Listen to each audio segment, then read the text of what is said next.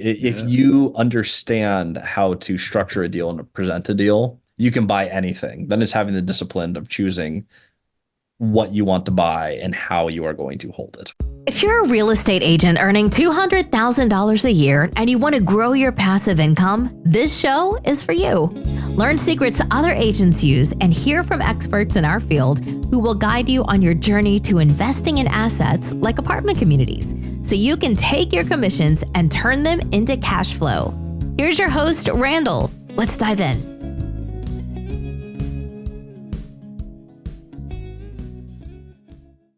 All right, welcome back. We have an awesome guest on today, Christian Osgood. He's only been in the multifamily market for 3 years or so, and the guy's crushing it. He's got over 200 units, and he's buying more. We talk about a 44 unit that he's closing on right now. And he just moved from Seattle area to Dallas area. We talk about some of the ways he goes about getting business and finding deals, and it's a lot easier than you think based on the way he does it. And so we talk about that and just how he's structuring some deals. He runs multifamily strategy. It's like a coaching and mentorship program that he runs and coaches. He's got a property management company where they run and manage some of the properties here now in Texas, now that they're buying so many deals. And so he's a great source of information, knowledge, very inspirational, just again, in the way he's structured it and his business and his philosophy around the business side of things. You know, he's like, I'm only going long-term debt and I'm holding these things for a long time. I'm not bringing on a 1,000 partners and syndicating a bunch of deals, small JV, one-off partners coming into his deals. And so unique way of, not unique way of doing it, but it's a refreshing way of doing it. And hearing somebody talk about how they're just managing their own pipeline of deals rather than just bringing in thousands of people to invest in a deal, right? I hope you're getting value out of the show. We read the comments on the reviews that you guys write, so please go on and rate and review. If there's something that you would like to hear us talk about or address on the show, by all means, leave it there in the comments, and we will read them and get that on the show, or try to. All right, without further ado, let's go. Here we go with Christian.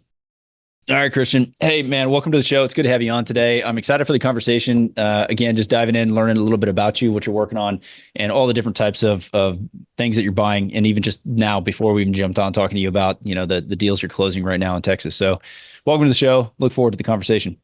Dude, I'm super excited to be here. Thanks so much for having me on. Right on. All right. So let's jump in. Again, you just recently moved down from Seattle market down to the Texas market. Give us, even before that, let's just jump in. Before that, what was your entry into the real estate? Were you guys, did you buy that Robin Hood Resort as one of your first things, or like where did you guys start into the business? Oh, that's funny. Yeah, Robin Hood Resort. Yeah, we'll talk about that one. That was about a year and a half in. Okay. That was why I should not have I should not have jumped into hospitality. All right. However, I'm a multifamily guy. We made the assumption. So I started actually like going all the way back. My first job in real estate was the CoStar Group. So I've worked for apartments.com, LoopNet, the That's whole. right. Okay. I They, saw they that. now Yeah. own homes.com. They hadn't launched that yet when I was working there, but I worked for them for a long time to save up to buy real estate, which bought me Okay. two duplexes, which cash flowed enough to pay the mortgage on my little house in Seattle. I bought it back in 2016 at like a $2,000 a month mortgage. So built $2,000 cash flow. My real estate was paying for my real estate. That felt pretty good, except that the goal was financial freedom, which that does not look like financial freedom in Seattle. It looks like, essentially it's like a level up from house hacking, right? I have a house and I have rentals that pay for the house. Yeah. Basically what I did is I scaled up one step from a house hack, and I had a high income. So I was like, okay, earning your way to financial freedom, super difficult. I've actually interviewed a bunch of people on my podcast, funny enough. The golden number seems to be if you make $500,000 a year or more, it's actually probably feasible to save your way to financial freedom. If you make less than $500,000 a year, you're going to have to utilize some sort of leverage or creativity at some point Yep. if you want to get financial freedom. At least that seems to be today's market, the common thread. So discovering this, I met at the time 20-year-old named Cody Davis. He was working in my office, funny enough, as a real estate agent. He had never actually closed a like commissionable deal, so he had no income, and he had bought 30 apartment units in Grant County, Washington. I was like, okay, I make astronomically more money than him. I went to college, he didn't. he has more rentals than I do. And they cash flow. So he was getting paid to buy these deals. I was like, there is a different way to play the game. Yep. When I talked to him, I was like, how would I get to 30 units by 30? I was 29 at the time. And he's like, I cannot help you because I want to buy a 38 unit building, but that would put you at 42, not 30. And so we partnered on that deal. That was seller financed, 15% down. So $300,000 down on a $2 million purchase, 38 units. That deal made, we bought it for $2 million and it appraised about a year and a half later for $4.1 million. And I learned a lot of things there. One, we raised the 300, which I'd never done before. So you don't need friends or family or money if you have a good deal. That was a deal that was on market, so there's not hard to find these deals. And when you buy a bigger deal, you traditionally would make more money because a duplex will just never make you $1 million, not in that market. Learned a lot on that and eventually scaled up within once I understood the basics of creative finance, 2 weeks after I closed that, we closed on 3 duplexes. 1 week after that, we closed on a 7-plex in Seattle. I think 2 months after that, 12-plex, and then we just kept scaling. So I think I haven't counted for a while, a little north of 225 units in my portfolio. Yep. And I've been doing this for 3 years. It's not like I've been doing this a long, long time. Yeah. It just took 8 years to build up to 2 units, and then it took 3 years to build up to 200 plus. Yeah. That's awesome. All right. Good backstory, man. Yeah. So you had a brokerage. Is that what I understood? So I went, so this was during well, I don't want to tank your algorithm here. There's a thing that happened in like 2019, 2020 that shut down some things. Yeah. During that time, I left the CoStar Group to start a business, actually a call center, gathering data for the small multifamily. That was when I was still focused in duplex land. I was like, CoStar doesn't compete on duplex data. Zillow's data sucks. And there's this little middle ground where I was working on the data product. The company that I partnered with to start that project happened to also own a property management company and a brokerage. And so I worked at a different building than my buddy Cody, but same city right across the street. So a lot of my early years of investing was me and him sitting in my office.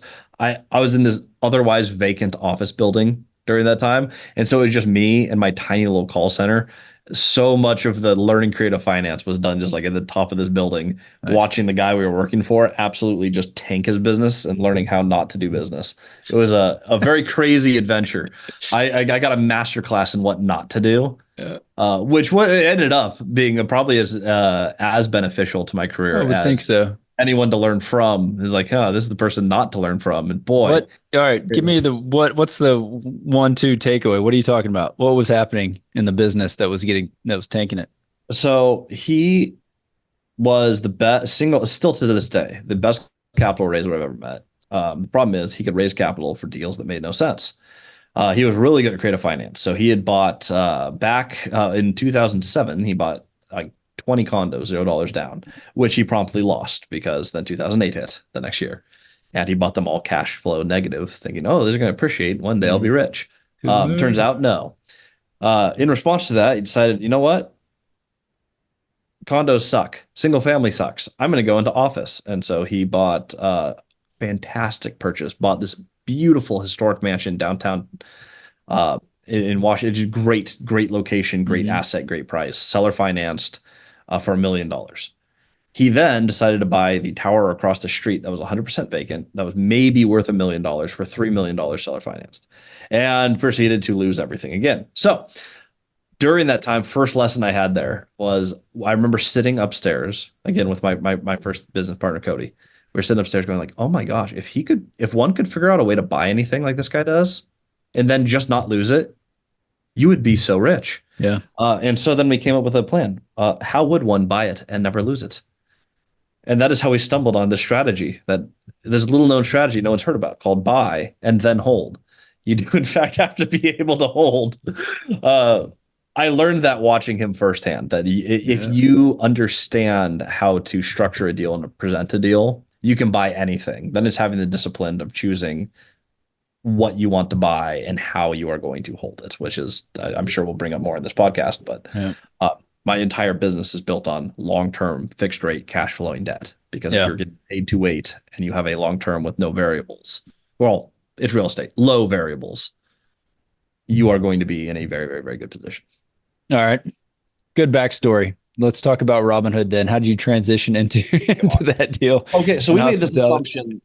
I believe, and I've learned this many times prior to this. You should stay in your lane. In business, you should become very, very, very good at very specific things. You shouldn't people who own a laundromat should not necessarily then go into a candy store business. It Different business models, different customer bases.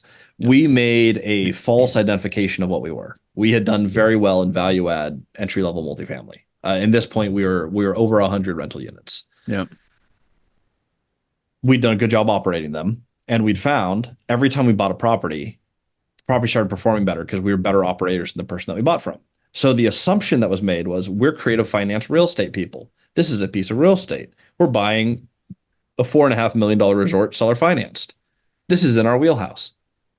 No, hospitality is not multifamily. They're astronomically different. It would take so much more time, so many more employees. Financially, very good deal. 4.5% interest, 3.5 million of it financed. If you can get $3.5 million at 4.5% interest in today's market, phenomenal debt product. Purchased this resort. It has done better every single year than it did when we bought it. We executed well on a lot of things. It's the only deal I've ever not hit my original projections on because we didn't know the industry. We had way too much to learn. It took way too much time, and that is the biggest thing. Running hospitality takes a lot of time. Unless you have a really big hotel, it's 20, they're beautiful, but it's 20 historic cabins on the water, foothills of the Olympic Mountains, hot tubs in every cabin. It's very nice. It looks awesome. I was on the site checking it out. You guys still own that? Yeah, I still own it, and it did better this year than it did last year, and better last year than it did the year before. Huge time suck though. Yeah. The other big mistake we made on it, the owner wanted more down, and we're like, we're not doing more than $1 million down. That's insane, because we have to borrow the $1 million. Like that's a lot down on a $4.5 million purchase. That's a big down payment. We ended up stupidly accepting a proposal of like, well, what if you just paid an extra $250,000 every year? And I was like, with our current cash flow from our portfolio, if our projections are wrong, we can still cover the extra down payment, and we're just paying down debt. Like it's principal. That's fine. It turns out, yeah, we did have to cover most of that from our existing cash flow because while we were profitable, the additional principal pay down, I think the first year we banked like 20,000 of it, and so we had to pay like $205,000 of the cash flow that we built in our multifamily business to pay down the mortgage on the Robinhood. So net worth goes up, cash flow goes down. Yeah. That violates the how do you own it, how do you never lose it. We only didn't lose it because we built enough business and enough cash flow prior. Was that a scary prospect though? That, yes. But it takes time now on a great where it's going to build equity, it'll keep snowballing, but it's like we lost time, we lost liquidity, which we sacrificed for net worth, which is more or less, it's great, but it's more or less useless. I can't spend my net worth of the Robinhood until I sell it, and I don't want to sell it. Not unless it helps you secure debt on some other assets that you're going after. I mean, that it's one aspect of it. I'm sure it helps you get the. But you know what else works really well is just have hundreds of other rental properties that help you secure debt on other assets too, which would have been the way to go. So the lesson there, if you guys are looking for the takeaway, stick with what you're good at. If you're a hotel person, buy more hotels. And once that business is self-sustaining and big and scalable and optimized, then look at other stuff. Robinhood would have been a fantastic purchase if we were already rich, which we weren't. We were completely broke and had a ton of cash flow. Yeah. High income and buying that resort, that was the wrong time. If I bought the Robinhood this year, it would have been astronomically better than had I bought it 2 years ago. Yeah. Interesting. Man, I looked at a deal here. It was there's a lake just outside of Austin's Marble Falls. I don't know if you're familiar with it, but LBJ and there was a resort up there. It was kind of cabin style. There was one actually built multifamily building. It had like 8 units in it or something. But then they had all these little cabins that were all over the place. And we looked at it, and I had a broker partner buddy who they have like a boat business, and he was like, man, it's right on the lake. We can sell boats out of here. We can do all this. It was one of those very similar setup. And I was like, it's not really it's not really the same. So we walked from it, but it's so I don't know. Hearing your story kind of speaks to that, and You kind did of a glad good I didn't job. do it. That you did the right thing. Yeah, it's like stay in your lane for Stay in sure. your lane. It's a good thing to do. Become a master at one thing before you master another. We were not A year and a half is not enough time to be a master of multifamily. That is Yeah, enough time to get some momentum. yeah. Well, let's talk. Okay, man. So you got Kensho Property Management, right? You guys are running I this. sold that 2 weeks ago. I do have Apex Property Hey, Management now. congrats. All right. Yes, So and I was seller that financed it, so I'm finally on the other end. all right? Well, I mean, that's a whole conversation in itself, just like how you sold that business, how you priced it, what you guys are getting as a multiple. I don't know. Like, you want to go down that road? You want to talk about that? Sure, All sure. right. So you got a property management. This is one of the things that I always talked about when we're doing like wholesale as a business. It was like, this is not a sellable business. Anybody can go and do this wholesale business. It's not a book of business. And so I always looked at even brokerage. It's hard to, price or value those businesses on a resale unless you have a massive book of business or you have something that's proprietary to your brokerage to sell. So property management, on the other hand, is different. You're building a book of Yes. business. You got recurring income, that sort of thing. So tell me about the deal. Like you had it. How many units did you have? What did you sell? What was the multiple? Can you talk about it? All that Yeah, good we stuff. we were managing about, I think it was about 350 units, maybe a little south of that. We weren't a big PM company. Sure. And Still, of those units, about 180-ish of them were mine or yeah. Cody's. So Cody and I started the company together. Partway through, I bought him out. I do more day-to-day operations, and my wife joined the company. So we had a weird, and this happens in partnerships. There's no such thing as a true 50-50 partnership. Yeah. We had a partnership that was working well, and now it's two Osgoods working full-time, one Mr. Davis. We had the conversation of like, look, it's imbalanced and it's no one's fault. Everyone's working great. It's just you can't do the work of two people. Like the equities are a little off. Would you be open to us just buying you out of the company? He's like, dude, I hate managing. I was like, well, this is fantastic news. Um, I was waiting for you to ask. yes, so I traded him the equity of one of the buildings we bought together. So I traded him a portion of one building for the PM company, which we had mapped out of roughly equal value. So now I own the company. We ran another 2 years, but scaled it to the 300 plus units. Yep. And we took it to market, got a valuation. When it appraised, it wasn't a huge multiple, just because the company was only 2.5 years old when it got appraised, but it was valued at $300,000. Okay. And I was like, okay, what was cool about this is the company was bought when we had enough rentals at different campuses and different LLCs where it was efficient to bring the same employees to help us manage the entire portfolio because we live 3.5 hours away. What I essentially did is I created systems I needed to run my portfolio. I subsidized it by branching out to other nearby owners, which also gave us direct influence over rent on our properties. Yeah. So I managed the properties around my portfolio, and the systems that I had to create either way to run the portfolio that I had is what I sold, which is crazy. So I ended up selling. I cherry picked who was going to run it because they're managing my properties. They got a $50,000 discount to do so. So I sold for $250,000. They were able to put $110,000 down. And then I seller finance the rest of my equity. Yeah. And they'll pay it off. It's like I was generous on the interest. It was like 6% interest. Yeah. But every year they're going to pay off $50,000. So basically after all accounts were settled, I basically got $50,000 this year. I'll get payments for 4 years. And at the end of every year, I'll get another $50,000. Yeah. For not working anymore. What a fantastic trade. Yeah. That's solid. 3 years of systems for 4 years of $50,000 a year. I was like, that is a good deal, but you can accidentally build a business when you're running your business. And sometimes your systems are sellable because, like you said, there are in property management, which is a hard job, by the way. If you do it well, you have recurring contract income.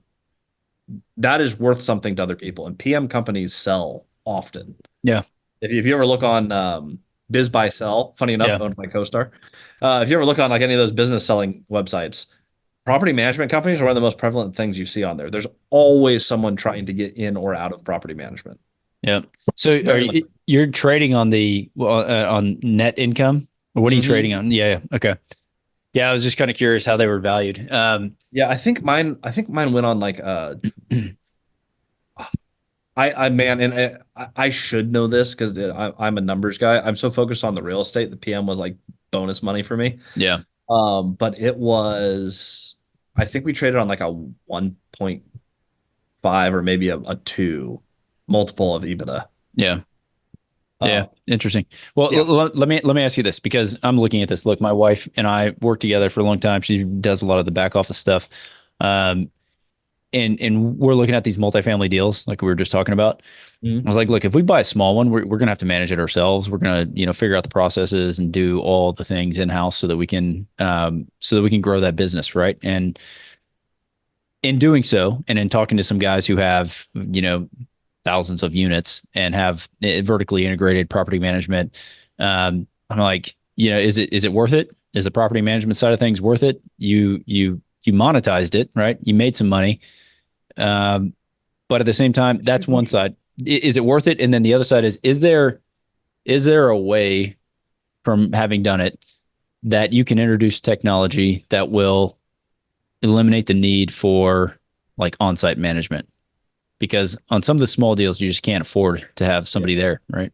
I have I mean, it is my own internal term for it, but I call it decentralized management. Okay. I invest primarily in secondary and tertiary markets. I love the ability as an outsider to come in and buy enough real estate to actually materially impact the market.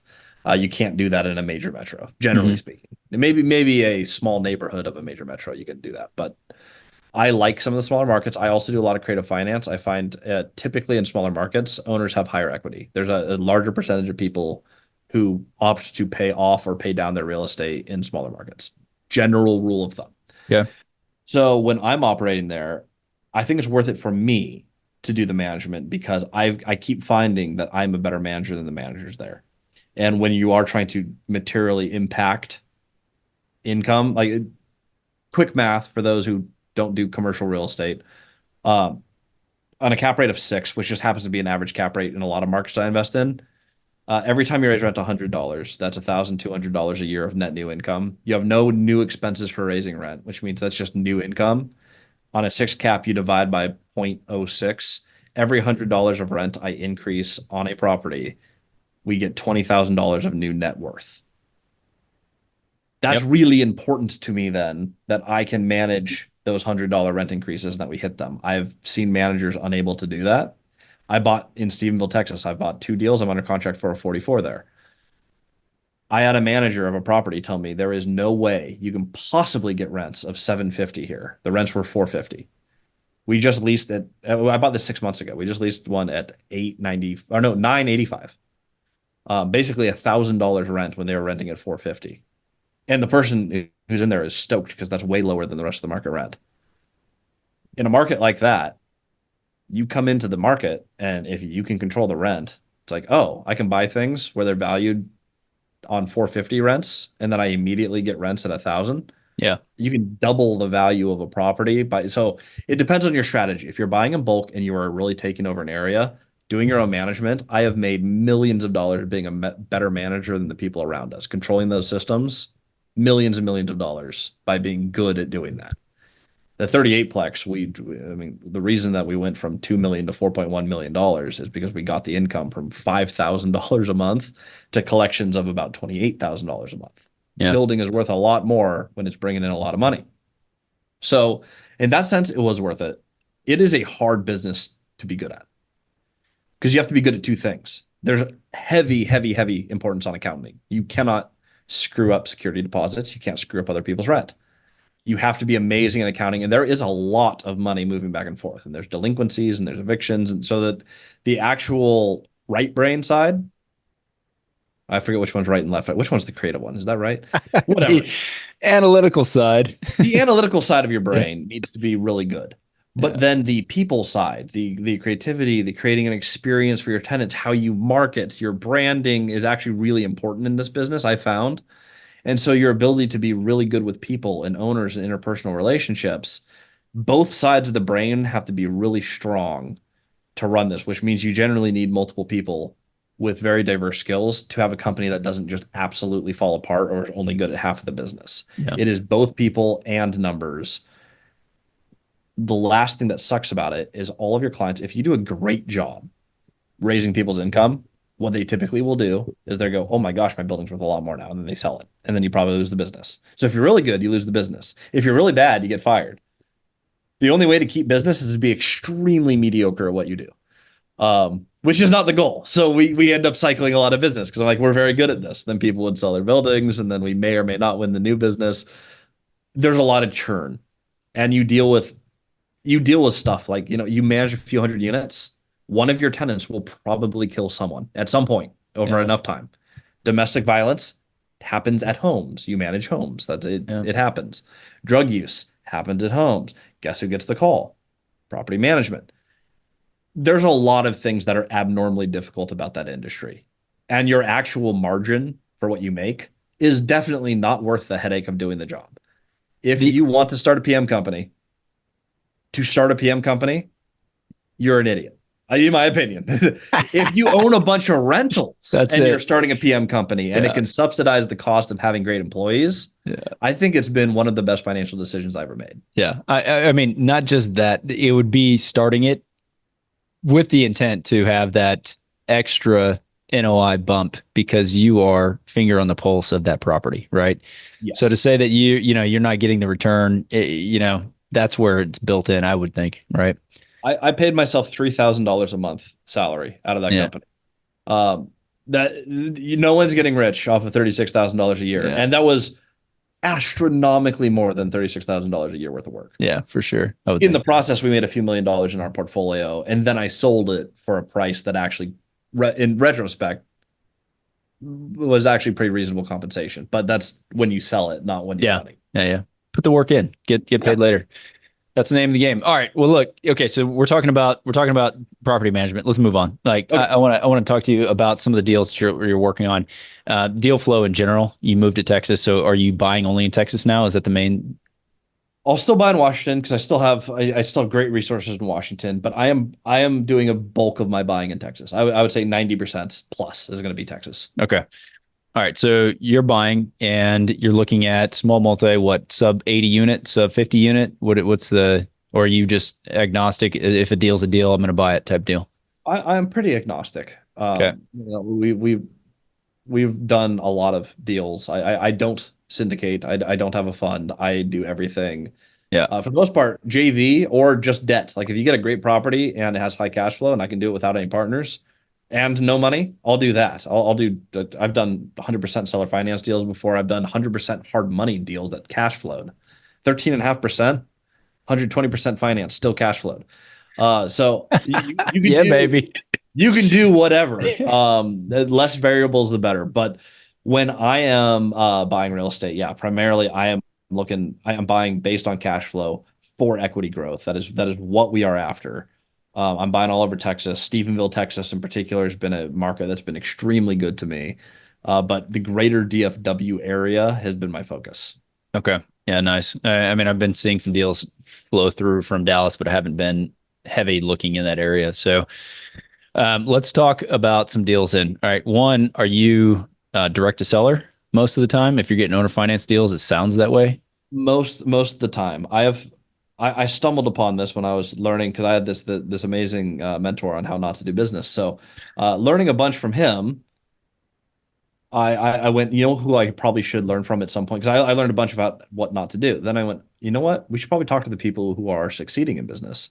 So I had this goal when I started of I want to retire my wife. And I think if I do this with a business partner, which I did, so I had a 50-50 partner, I was like, I probably need like 50 units myself. So we would need to build like a 100-unit portfolio to really have financial freedom. That was the number I came up with. Yep. Unit count's not everything, but whatever. It's the number I came up with when I started. Yeah. I mean, average rents, unit count, they matter. Yeah. Yeah. Get to a number. You stack up long enough over time. I was looking at my market, that many units was probably, with the average cash flow for what I was seeing, was probably going to get me about there.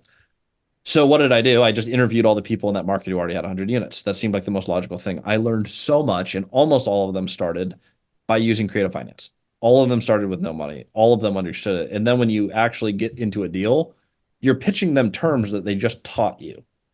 So it's really hard for them to say no when you're like, well, I mean, based on what you taught me, everything should cash flow day one.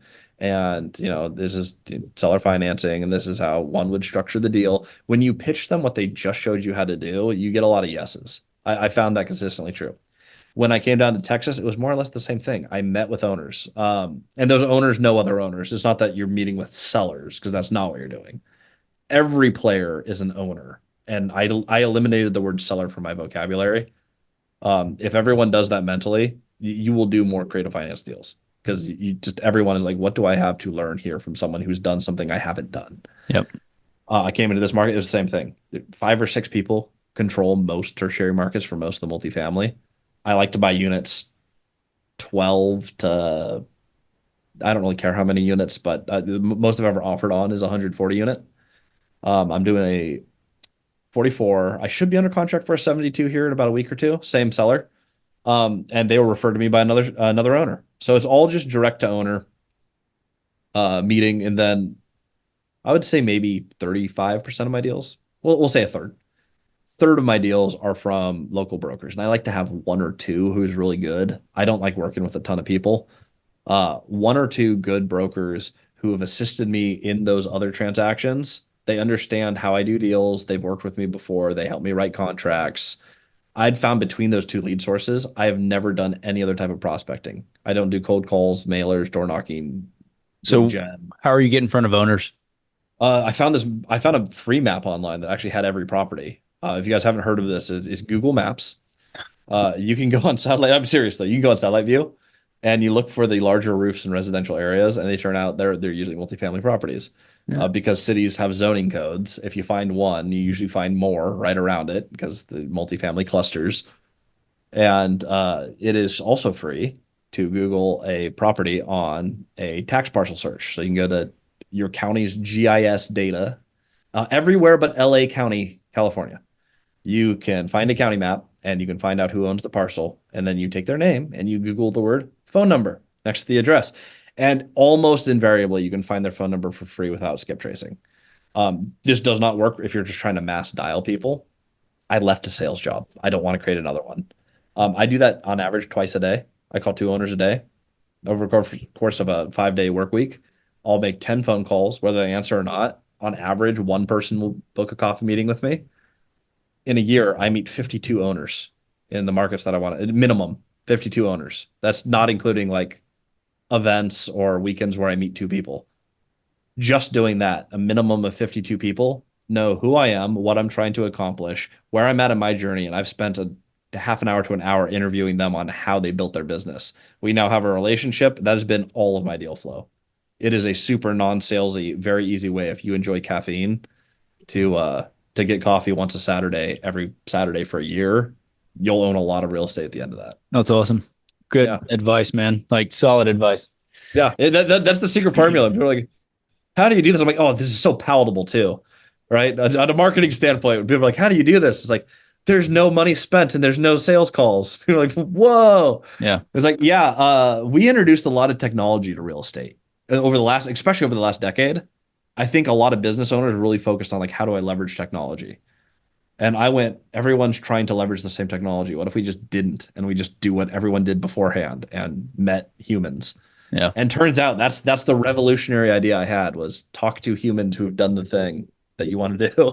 I interviewed Bob Knackle earlier today. He's a huge broker, in New York. And anyway, I was talking to him and asking him the same thing. Like, what are you doing? And he holds up his yellow pad and he's got all these phone numbers for people he's calling. He's like, I mean, we use a lot of AI, but at the end of the day, man, this is my CRM. I just call people. Like, I do the work. I was like, yeah, there you go. And everyone who's trying to circumvent that, which is like 99% of operators are trying to figure out the new way to do things. It's like, it's just not as effective. Yeah. It's like, no, if everyone was trying to do the same thing I am, then arguably AI would just dominate, and then I would go the other way.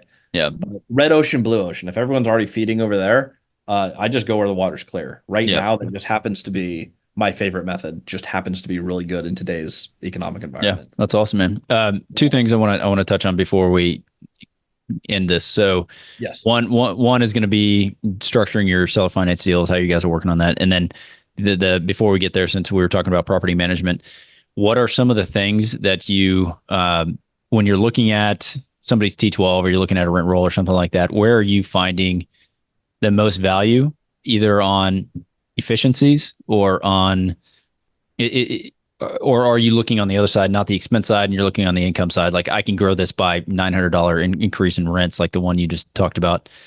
Um, I, where are you seeing the most value creation? I, It's hard to answer because I don't want to. Well, I know the answer is I'm seeing it on the income side. I okay, don't want to discount because people hear that and they assume like, oh boy, so we can ignore expenses. Due diligence is ludicrously important. You need to understand how to read a frickin' P&L, a balance sheet, a bank statement, and a T12.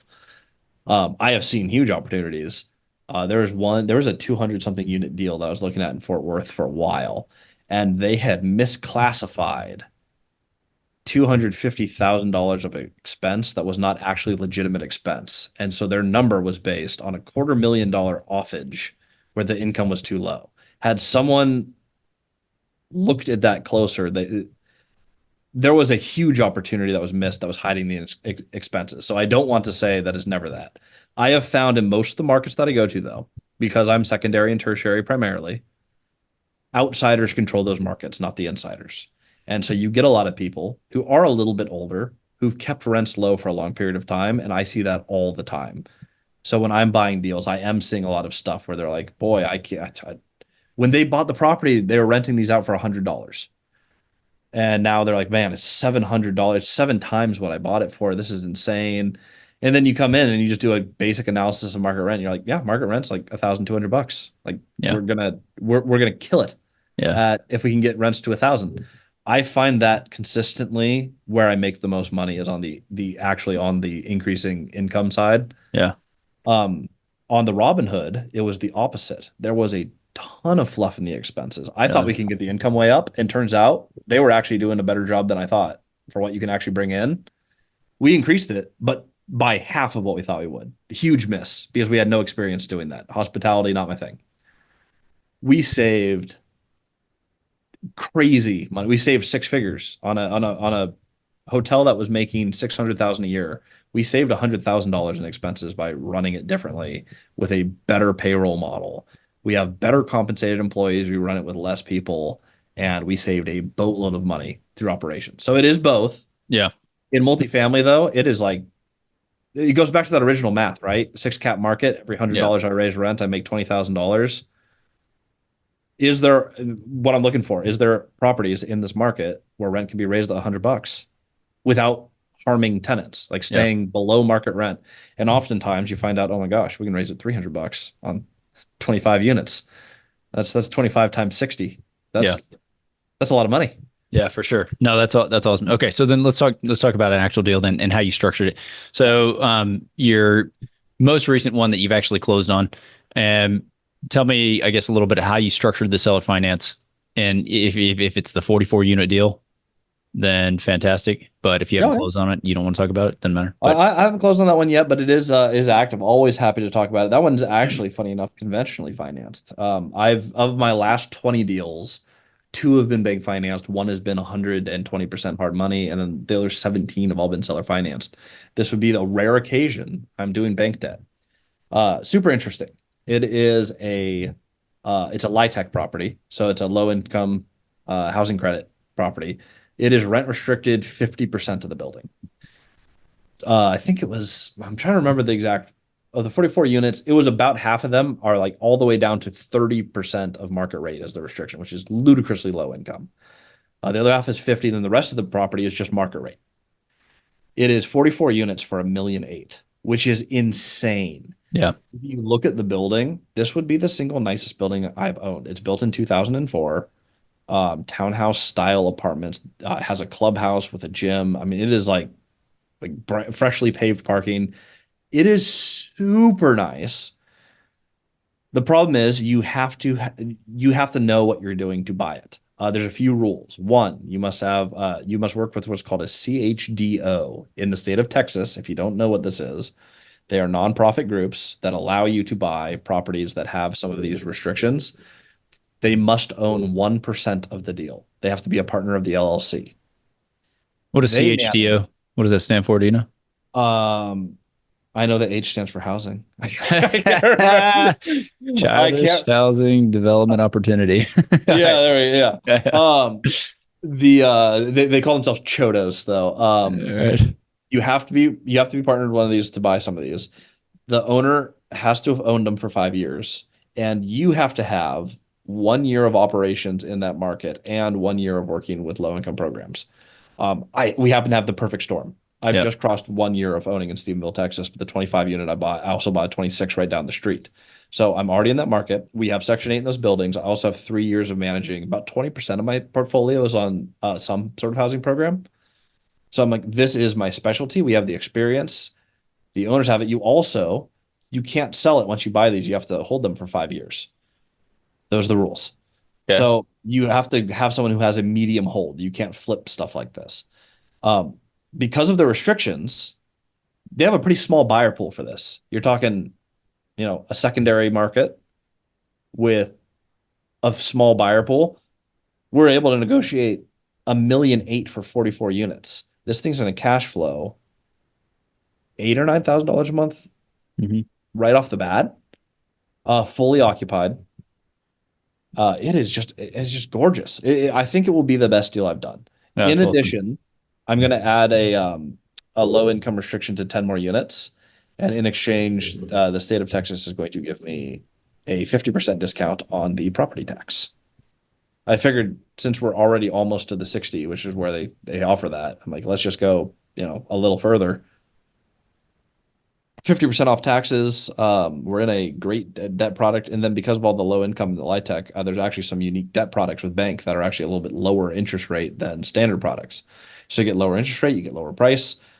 You just have to be able to operate it, which turns out I started Apex Asset Management in Texas. I have a property management company here now. Look at you. By the way, plug anywhere in the DFW area and all the way down the 35 until you hit Templeton, Texas is where I'm comfortable managing. So let me know if you want us to manage for you. I am pretty aggressive in the way I manage, and I love the game.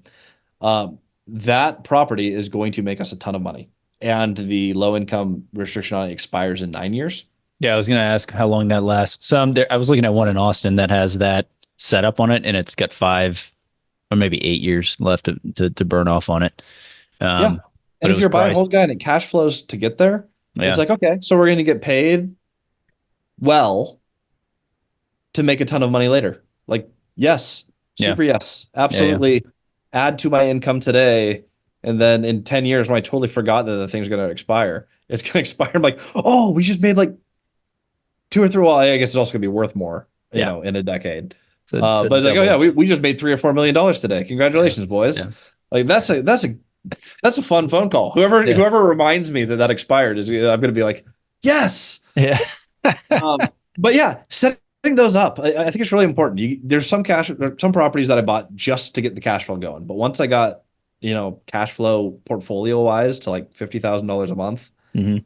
I'm like, I don't need more money right now. So we can do these long-term plays regardless of their cash flow. As long as they're positive, we can wait because we did what we wanted to do. I retired my wife, I bought my dream house, and that's all I wanted to do. So I hit my goals, and now it's like you get a little bit more creative and you have a longer time horizon, which just opens up the deals. Yeah. It's awesome, man. Yeah. Well, I mean, again, I could ask you some of the details on seller funding. I think that's a good spot to wrap it up, just because it's like focus on your goal. You hit what I love about that, just that way you put that is like, these are the 2 things I wanted. I hit my number, hit my thing, and now I am focused on long-term generational wealth, and that's what I'm doing. That's what I'm working on. I don't have to go out and raise a bunch of money to go buy a 400 unit deal to make a 3-year return, whatever it is, right? One of those massive. You're like focused on your thing. So I love that. Yeah. I can give you one quick tidbit on, Sure. because that is the main thing people always want to hear is like, well, tell me about the creative finance stuff. On any deal, so you can buy any deal with or without money. If it is high cash flow, you are looking for debt. Generally speaking, if your property can service debt, you want long-term fixed rate debt.